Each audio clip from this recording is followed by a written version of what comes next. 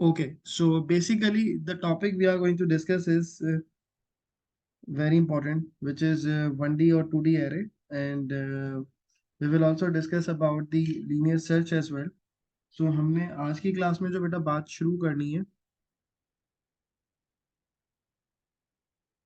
वो हमने शुरू करनी है 1D array से, ठीक है।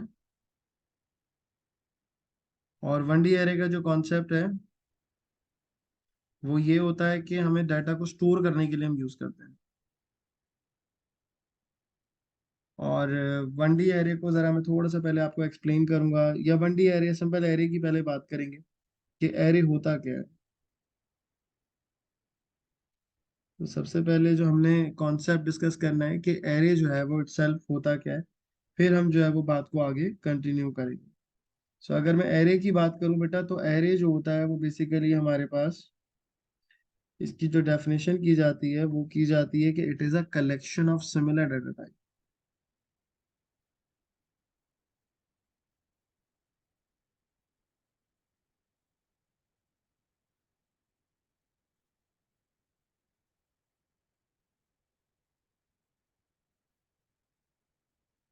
इज अ कलेक्शन ऑफ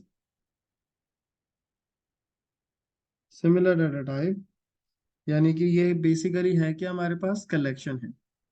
तो हमें ये बात तो समझ में आ गई कि एक सिंगल वैल्यू नहीं है।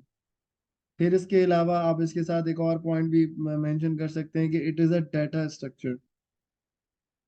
It is a data structure. तो डाटा स्ट्रक्चर किसको कहते हैं? डाटा स्ट्रक्चर हम कहते हैं जिसमें हम डाटा को क्या कर रहे होते हैं, स्टोर कर रहे होते हैं।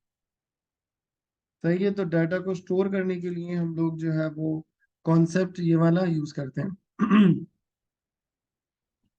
सही है। तो ये चीज बड़ी इंपॉर्टेंट है समझनी, कि ये हमारे पास जो कॉन्सेप्ट है वो किस तरीके से काम कर रहे होते हैं। अच्छा,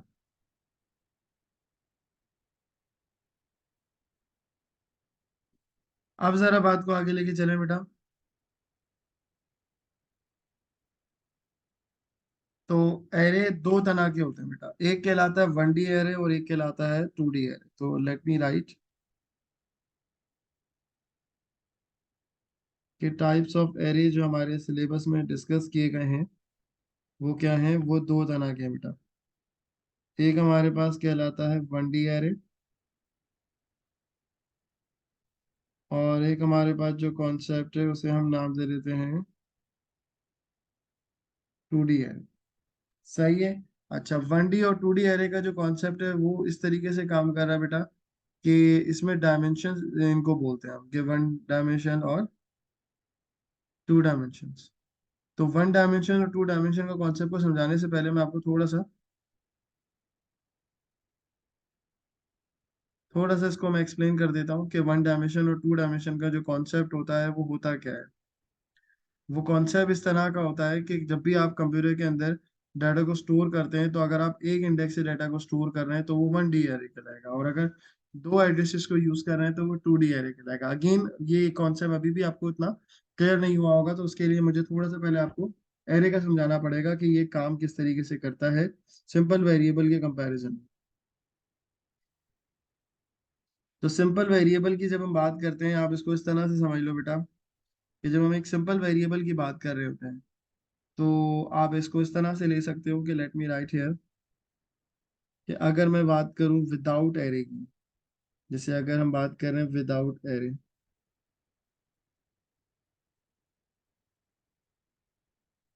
विदाउट एरे अगर हम बात करें और हमने जो है ना वो 5 नंबर्स इनपुट करने हैं, उनका जो है वो यूजर से इनपुट लेना है और उसके बाद हमने उसको प्रिंट करना है, ठीक है। तो अगर हमें सवाल इस तरह से दिया जाए,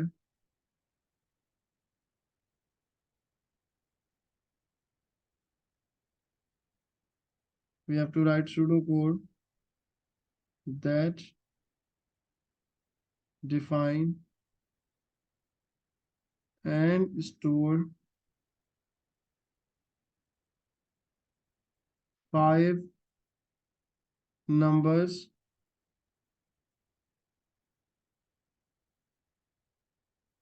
given by user। तो सूडो कोड लिखना है जो कि डिफाइन क्या करेगा, डिफाइन करेगा और स्टोर करेगा 5 नंबर्स जो कि यूजर ने दिए, ठीक है, एंड प्रिंट दीज नंबर्स। जो नंबर्स हमने स्टोर किए हैं वो हमने क्या करना है, प्रिंट करना है, दीज नंबर्स, ठीक है जी। अब देखें बेटा, आपने इसको जो है वो सबसे पहले 5 नंबर्स डिफाइन कैसे होते हैं, वी नो दैट कि उसके लिए हमारे पास जो है वो डिक्लेयर की कमांड होती है, वी विल राइट डिक्लेयर, उसके बाद हम यहाँ पे लिखते हैं n1 n2 n3 n4 और उसके बाद आप लिखेंगे n5 और उसके बाद आपने क्या करना है, यहाँ पे लिख देना है इंटीजर, ठीक है जी। उसके बाद आपने क्या करना है बेटा, इनपुट लेना है, तो अब आपने यहाँ लिखना है input n1 n2 n3 n4 और उसके बाद आप लिखेंगे n5। फिर उसके बाद आपने प्रिंट करना है, so you will write print n1 n2 n3 n4 और उसके बाद आप लिखेंगे n5, ऐसे ही होगा बेटा। अच्छा, ये 5 नंबर्स तक के जब आप काम कर रहे हो सो दैट्स ओके, कोई मसला नहीं, लेकिन अगर मैं आपसे ये कहूँ ये 5,000 नंबर्स आपने इनपुट कर, तो अब आपके लिए काम क्या हो जाएगा, बहुत ज्यादा मुश्किल हो जाएगा। अब आप ये भी बोल सकते हैं सर ये लूप में कर ले, बेटा लूप में तो कर ले, लेकिन लूप का मसला ये है कि वो वैल्यू एक स्टोर करता है। लूप 5,000 टाइम चलेगा जरूर, हर दफा वो वैल्यू आएगी, लेकिन वो दूसरी नई वैल्यू को पुरानी वाली वैल्यू रिप्लेस कर रही होगी, ठीक है। तो वो बेसिकली वेरिएबल के अंदर एट अ टाइम एक वैल्यू होती है, 5,000 टाइम्स तो वैल्यू आती है, लेकिन वो वैल्यू एक होती है बेसिकली। सही है, जो हमने पढ़ा है ना कि right a pseudo code that input 20 numbers and print positive negative, तो उसमें 20 नंबर्स जो हमने यूजर से इनपुट किए थे वो बेसिकली वो 20 टाइम्स किए थे, नंबर एक ही था। सही है, डिफरेंट वैल्यूज आई हैं, डिफरेंट वैल्यूज आप कह सकते हो, लेकिन वो जो डिफरेंट वैल्यूज आ रही होंगी वो हर दफा एक स्टोर कर रही होगी, यानी वेरिएबल में एक वैल्यू स्टोर हो रही थी। यहाँ पर आपने क्या करना है, यहाँ पर आपने जो है वो 5 नंबर्स डिक्लेयर किए, इनपुट करे 5 नंबर्स और उसके बाद आपने क्या करना है बेटा, प्रिंट करने 5, ओके। तो ये चीज आपने जो है वो मेक श्योर करनी होती है, ये चीज जो है वो आपने क्या करनी होती है, मेक श्योर करनी होती है। तो जब भी हम बात करते हैं एरे के अंदर, तो एरे के अंदर हमें ये बेनिफिट होता है कि आपके जो कोड है वो एफिशिएंटली आप लिखते हो, यानी कि आप ये कह सकते हो कि नंबर ऑफ लाइंस जो है वो कम लगती हैं। और ये कंटेनर होता है, क्योंकि देखो जब आप ये वेरिएबल्स डिक्लेयर कर रहे हो ना, जब आप ये वेरिएबल डिक्लेयर कर रहे हो num1 num2 num3 num4 और num5, तो कंप्यूटर की मेमोरी में क्या हो रहा है, कंप्यूटर की मेमोरी इस तरीके से डिक्लेयर हो,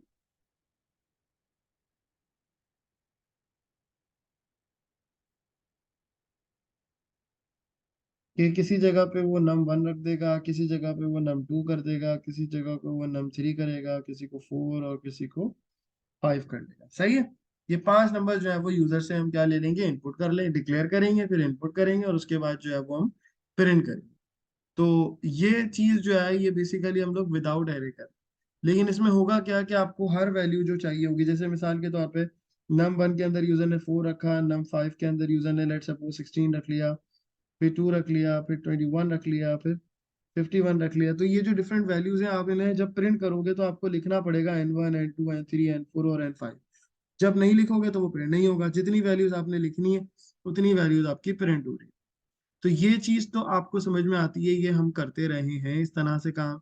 2 नंबर्स इनपुट ले लिए, 3 नंबर्स इनपुट ले लिए, 4 नंबर्स इनपुट ले लिए और उनका हमने कैलकुलेशन कर ली, ठीक है। सो ये काम जो है बेटा ये विदाउट एरे। अब ये सेम क्वेश्चन हम रखते हैं और इस सेम क्वेश्चन को हम क्या देते हैं कि ये अगर हम विद एरे करें तो विद एरे जो है वो किस तरीके से होगा, मैं यहाँ पर लिख देता हूँ ताकि समझना आसान रहे कि ये काम हमने करा बेटा विदाउट एरे।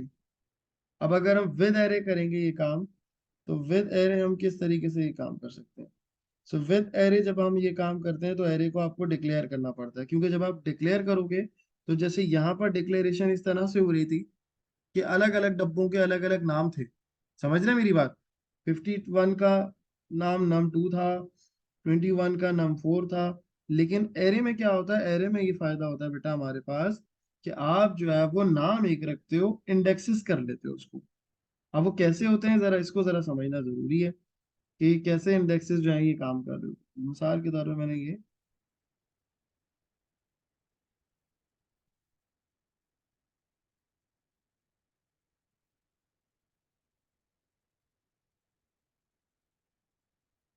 सही है जी। अब हुआ क्या कि जब आपने आपने जो है ना वो ये लाइन लिखी, जब मैं विद विद विद एरे की बात कर रहा हूँ, तो जब विद एरे में बात करेंगे बेटा, तो हमें डिक्लेयर इस तरह से करना होता है कि we have to write declare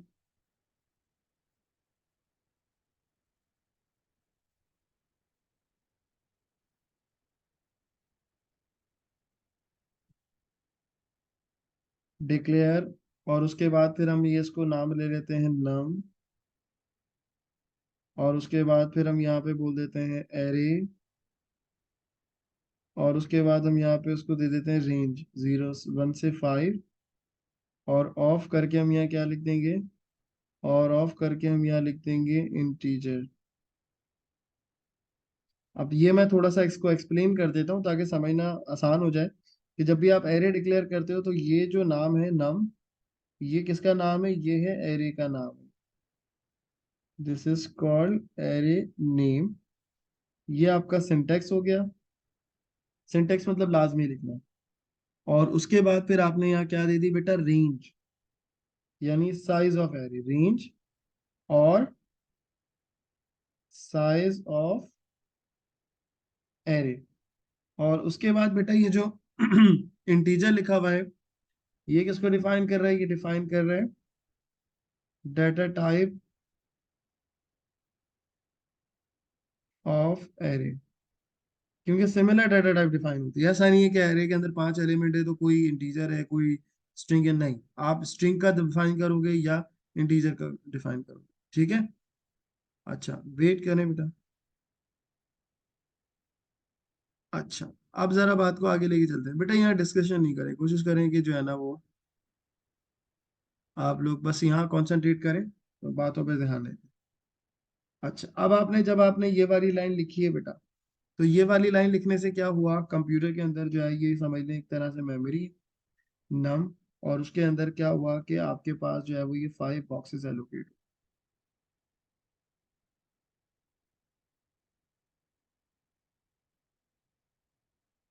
ठीक है, इस बॉक्स को 1 कह दिया कंप्यूटर ने, इसको 2 कह दिया, इसको 3 कह दिया, इसको 4 कह दिया और इसको 5 कह दिया। सही है। तो जब आपने ये वाली लाइन चलाई है बेटा, तो ये वाली लाइन चलाने से क्या हुआ होगा, ये वाली लाइन चलाने से ये सारा का सारा काम। सही है, ये सारे के सारे क्या हो गए, 5 बॉक्सेस आपको एलोकेट हो गए। तो नम टाइप के जो है वो आपके, यानी समझ लें 5 बॉक्सेस एलोकेट हो गए। अब आपको इनको वैल्यूज देने के लिए आपको क्या करना पड़ेगा, अगर मैं चाह रहा हूँ कि वैल्यू इस जगह पे सेव करूँ, तो मैं लिखूंगा नम 1, और इसके अंदर मैं कोई भी वैल्यू रख दूं, मैं कह देता हूँ 41। तो डाटा कहाँ सेव हो जाएगा बेटा, डाटा यहाँ सेव हो जाएगा, क्योंकि नम की जो वैल्यू है वो क्या है, ये 1 पोजीशन पर है। तो बेसिकली होता क्या है, ये जो है ना वो आपका इंडेक्स वैल्यू कहलाती है, कि किस प्लेस के ऊपर एरे के हमें डाटा सेव करना है। मेरी बात समझ आ रही है, कि एरे की हम किस पोजीशन पे डाटा को क्या करेंगे, सेव करेंगे। तो num 1 को जो है वो बेसिकली ये रिप्रेजेंट ये कर रहा होगा कि फर्स्ट पोजीशन। फिर इसी तरीके से अगर मैं यहाँ 2 कर दूं तो डाटा यहाँ सेव होगा। इसी तरीके से अगर मैं उसको 3 कर दूं तो डाटा यहाँ सेव होगा। ठीक, फिर इसी तरीके से num 4 तो हम डाटा यहाँ सेव करेंगे, और इसी तरीके से num 5 तो हम डाटा यहाँ सेव करेंगे। तो 5 दफा हमें ये काम करना है। तो एरे के साथ एक चीज आप याद रखेंगे कि एरे को जब भी आप यूज करते हैं वो आप हमेशा करते हैं लूप के साथ। तो इनपुट लेना हमारे लिए जो है वो आप कह सकते हो कि आसान हो जाए।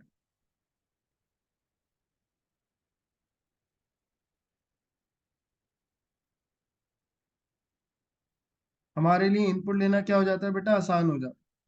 तो अब इसके लिए जो तरीका है इनपुट लेने का, वो आप क्या करेंगे, इनपुट लेने के लिए आप चलाएंगे for count is equal to 1 to 5। ठीक है। तो और एक और चीज आपने याद रखनी है, अच्छा मैं यहाँ साइड पे लिख भी दूंगा ना, ताकि आपके लिए कंफ्यूजन ही ना हो। आप नोट करके यहाँ साइड पे लिख लीजिएगा कि array must be used with loop, array must be used without हो सकता है, बट फायदा नहीं होगा, एफिशिएंट नहीं होगा, विद लूप। एक बात हो गई, दूसरी बात आपने ये लिखना है, loop size is same as array size. Loop size is same as array size। ये दो पॉइंट्स आपने अपने पास साइड पे कहीं लिख लेना है, ताकि आपको पता रहे कि भाई हमें जो है वो ये क्यों, ये प्रोसेस हम जो है वो क्यों कर रहे हैं। ठीक है बेटा? सर जी जी बेटा बोले। लूप साइज क्या है? मतलब वो जो जितनी हम एरे की वैल्यू रखेंगे इतनी लूप की भी वैल्यू रखेंगे? हाँ हाँ हाँ, बिल्कुल इसका यही मतलब है। तो एरे यहाँ पे 5 डिफाइन किया था ना मैंने, रेंज क्या थी एरे की? 5 थी। ऐसे ही फाइव। लूप की भी 5 हो जाएगी, 1 से 5 तक। ठीक है? और जी सर, सही है। उसके बाद इनपुट लेने के लिए अब आप वही इनपुट कमांड लिखेंगे, और उसके बाद आपने यहाँ पे नम लिखना है, और फिर इंडेक्स वाली जगह पे आपने लिख देना है काउंट, और उसके बाद आपने यहाँ क्या लिख देना है, नेक्स्ट लिख देना है। अब जरा देखें बेटा, अब हुआ क्या होगा कि काउंट की वैल्यू तो 1 है फर्स्ट टाइम पे, तो काउंट 1। तो कहाँ डाटा सेव हुआ होगा? num 1 पे, जो कि कौन सी पोजीशन है? जो कि ये वाली पोजीशन है। ठीक है? यूजर ने जो भी दिया होगा वो num 1 की पोजीशन पे सेव हो जाएगा।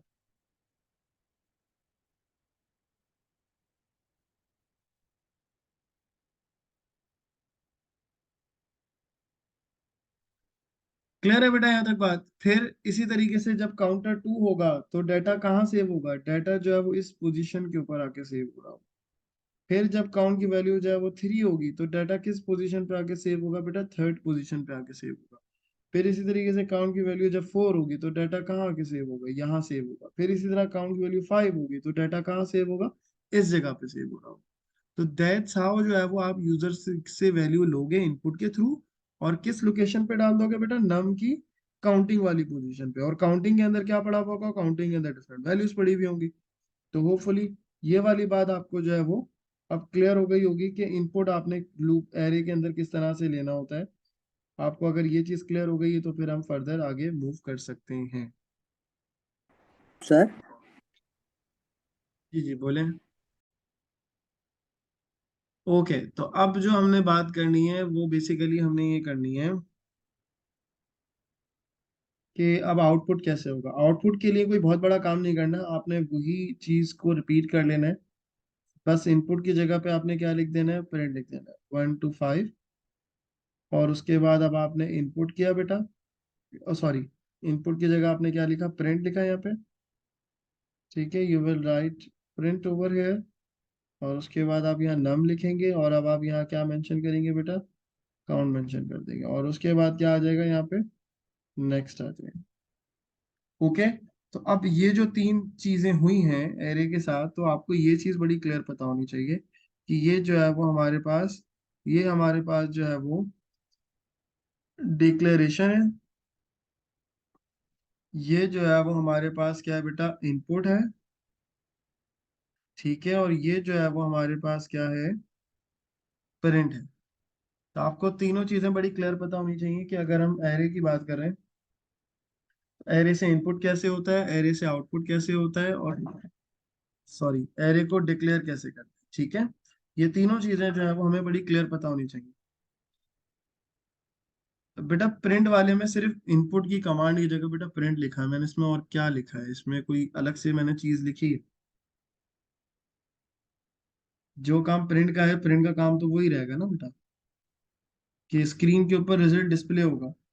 तो प्रिंट करो, क्या प्रिंट करो? नंबर, किस, कौन सा नंबर? 1 पोजीशन का नंबर। काउंट जब 1 होगा तो 1 पोजीशन का नंबर प्रिंट होगा। तो आपने जो कुछ भी सेव किया होगा, चले मैं एक और काम कर देता हूँ समझाने के लिए, ये ज्यादा बेहतर रहेगा। एक काम करते हैं, हम इसको ट्रेस करके मैं आपको जरा दिखा देता हूँ, ताकि आपके लिए भी एक चीज जो है वो अंडरस्टैंडेबल हो जाए एरे की। तो मिसाल के तौर पे इफ आई से कि भाई फर्स्ट टाइम पे ये हम चला रहे हैं, काउंट की वैल्यू क्या है बेटा? 1 है। काउंट की वैल्यू 1 है, यूजर ने जो इनपुट दिया, अब अज्यूम कर लो ये इनपुट यूजर जो दे रहा है, अज्यूम कर लो कि यूजर ये जो इनपुट दे रहा है बेटा, वो ये वैल्यूज हैं। हम ले लेते हैं कि नम की जो वैल्यूज यूजर दे रहा है वो दे रहा है 4, 7, 20, 30 और 10। ठीक है, ये 5 वैल्यूज हमने कंसीडर कर। फर्स्ट टाइम पे यूजर क्या दे रहा है? 4। तो 4 जो यूजर दे रहा है वो नम की किस पोजीशन पे जाएगा बेटा? वन पोजीशन पे। तो फिर आपने क्या करना है, यहाँ 4 सेव करना है। ठीक है, फिर लूप दोबारा चला। जब लूप दोबारा चला, अब काउंट की वैल्यू क्या हो गई, 2 हो गई। तो अब यूजर ने अगर 7 दिया है तो वो किस पोजीशन पे जाएगा, यूजर सेकंड पोजीशन पे, क्योंकि काउंट की पोजीशन क्या है, 2 है। तो 7 कहाँ चला गया बेटा, सेकंड पोजीशन पे चला गया। फिर उसके बाद यूजर ने क्या इनपुट किया बेटा, 20 इनपुट किया।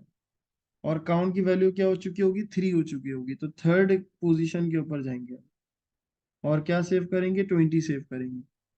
ठीक है, फिर उसके बाद जो है वो यूजर ने दोबारा से लूप को रीस्टार्ट किया, तब आपके पास वैल्यू क्या हो गई, 4। और उसमें आपने क्या सेव कर दिया, 30। तो हमारे पास यहाँ पे क्या आ गया बेटा, 30 सेव हो गया 4 पोजीशन के ऊपर। फिर लूप दोबारा चलेगा तो फिर हमारे पास जो है 5th पोजीशन पे क्या सेव हो गया, 10 सेव। अब समझ में आई ये बात कि ये इनपुट किस तरह से हो रहा है। काउंट की वैल्यू चेंज हो रही है तो नम की पोजीशन जो जो हमने जहाँ डाटा सेव करना है वो भी हम चेंज कर दें। ठीक है, और उसके बाद क्या होगा बेटा, उसके बाद फिर हमने जब प्रिंट करना होगा तो प्रिंट में हम ये कर रहे होंगे, यानी आउटपुट स्क्रीन की अगर मैं बात करूं तो आउटपुट पे क्या आ रहा होगा, काउंट की वैल्यू 1 होगी तो 4 लिखा हुआ है, तो स्क्रीन के ऊपर लिखा हुआ आ जाएगा 4। फिर लूप दोबारा चलेगा तो काउंट की वैल्यू 2 हो जाएगी। जब 2 हो जाएगी तो 2 पोजीशन के ऊपर क्या लिखा हुआ है, 7। तो क्या लिखा हुआ आ जाएगा बेटा, 7 लिखा हुआ आ जाएगा। फिर लूप दोबारा चलेगा तो जो काउंट की वैल्यू है वो चेंज हो जाएगी। अब ये क्या हो गया, यहाँ पे 20 हो गया। फिर उसके बाद काउंट की वैल्यू 4 हो जाएगी, 3 के बाद तो वो 30 लिखा आ जाएगा। काउंट की वैल्यू 5 हो जाएगी तो 5th पोजीशन पे क्या सेव है बेटा, 10 सेव हुआ हुआ है। तो क्या लिखा हुआ आ जाएगा यहाँ पे, 10 लिखा हुआ आ जाएगा। सही है। सो दैट्स हाउ जो है वो आप यूजर से क्या करवा सकते हो, इनपुट भी करवा सकते हो और उसके बाद साथ साथ आउटपुट भी करवा सकते हो। मैंने ओवरऑल आपको ट्रेस करके दिखा दिया है।